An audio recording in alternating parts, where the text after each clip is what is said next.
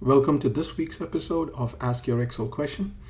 In this week, we're going to learn how we can group numerical values. So for example, what you see on the left is the list of employees and their salaries.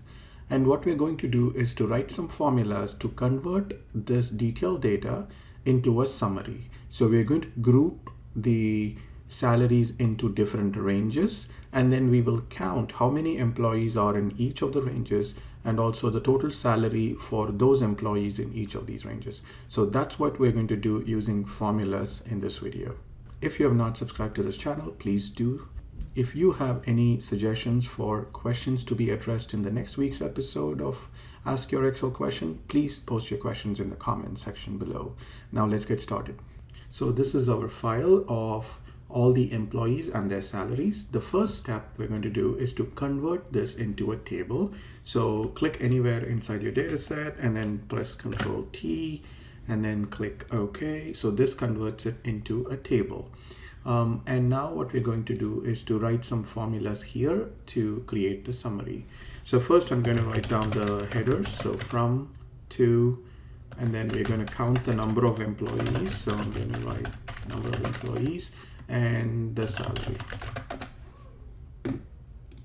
Okay, so now this is what we are going to populate now. So we will start with writing the from and the to. So this is going to be the starting of our range. So I'm going to do groups of 10,000 here, and you can choose to do other categories or bins as you need for the data that you are analyzing. So I'm going to start with this and say 10,000, 20,000. I'm going to go all the way to 90,000. And then on this side, it's basically going to be 10,000, 20,000, all the way until 100,000. We can write some formulas in this as well, but for this video, I'm going to keep it simple, and you're going to manually define the bins of the for this data set. So now we move on to the third step, which is to write the formula for number of employees.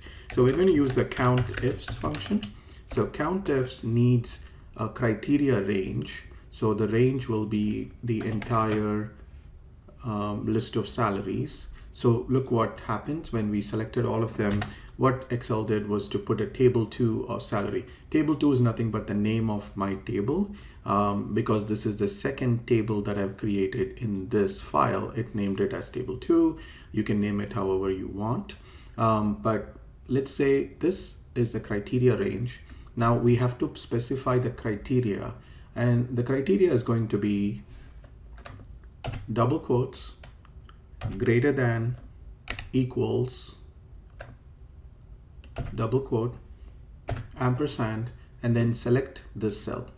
So what we're saying is count if the salary is greater than or equal to 0, and then we also have to say whether it should be less than the 10,000. So I'm going to copy the same thing again because we have to specify the range every time. So comma, this time I'm going to do less than, double quotes, ampersand, and then select this cell. Now I'm going to close parenthesis. So I'll hit OK, and I'll explain more how this formula works. Once you finish the formula, you can double click on that to push it down to all the rows. So now the total of this will be 200. So before we go there, let's explain what's happening here. Let's go to the second one. So what this is doing is it goes, the COUNTIFS function goes into all of these salary values and then counts if they are greater than or equals 10,000 and less than 20,000. So this is very important that you don't put the equal sign on both places, because we are saying greater than or equals to 10,000, less than 20,000. This means any employee with 20,000 as salary will not be counted in this cell. It'll go into this cell because this one is greater than or equals 20,000. So 20,000 will go into this cell. If you need a different way of grouping, then you'll just put the equals on the other side. But I'm just going to keep it like this. But watch out for that when you build your own formula. Don't put equals on both sides, because then you'll be double counting some employees who have salaries in the edges. Okay, so now we have all the employees, and now let's do the salary. So I'm going to use a similar approach, but we're going to use the SUMIFS function in this step. SUMIFS.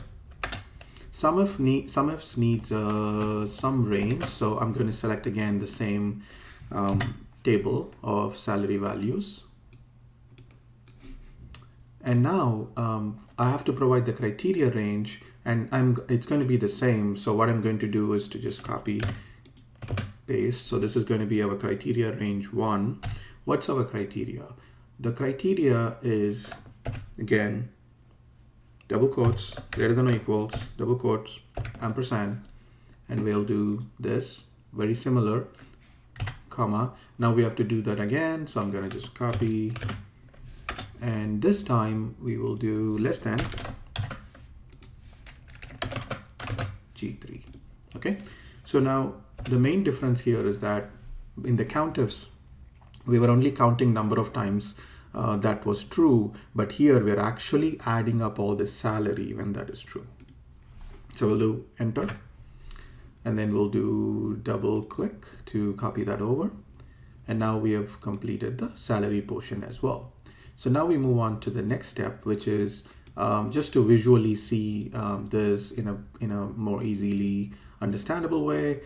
We could use a data bar, and I'm going to just use this, for example. And you can make it a little wider so you can see some of the differences. So you can see that somewhat all of them are somewhat equally distributed.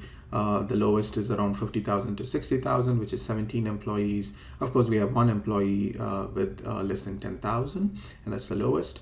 The largest is the 40,000 to 50,000. Otherwise, they're all around 20 to 25, because this is like a randomly selected or randomly created data set, so it is somewhat evenly distributed. Okay, now in the salary, we're going to do something similar, but I'll just use a different color, maybe let's say green, and it'll show something like this.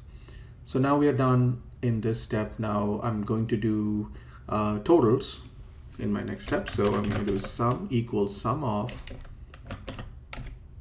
select all of them, and we will do the same here.